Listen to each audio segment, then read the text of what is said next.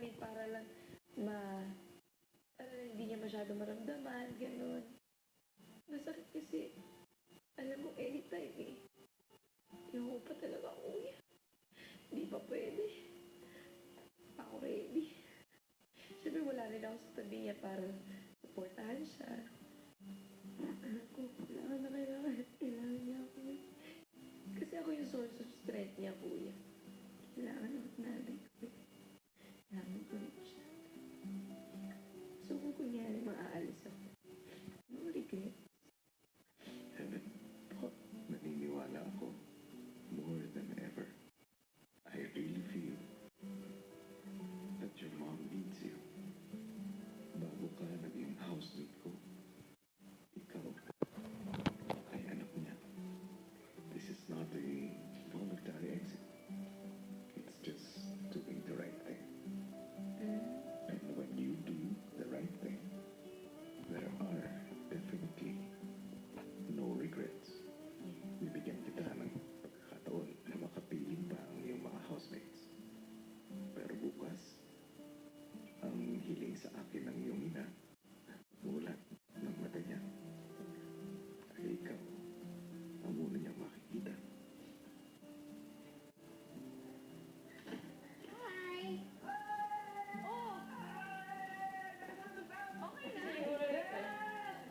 Edward.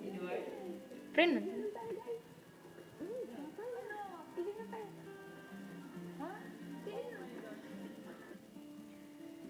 I saw my mom.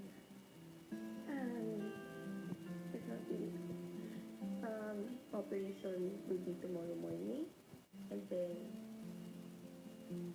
she wants that, when she opens her eyes, I'll be the first. You know, I realized the best medicine is yung person na you love the best. And I think, and I feel that it will be the best na I'll be with her. I'll stay with her through her recovery, ba? I'm not doing the really best. It's just I'm doing the right thing.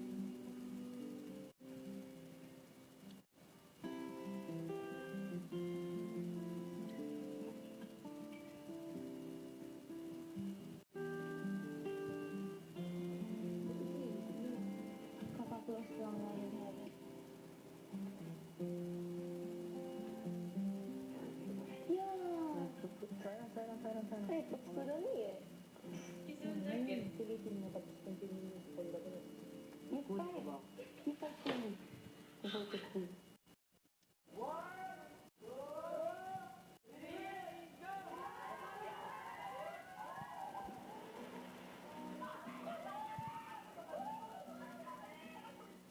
Alam timing na kasi nagkaayos na kay Edward. Oo nga. Eh, purpose lahat. Thank you eh. Kasi na-meet ko kayo.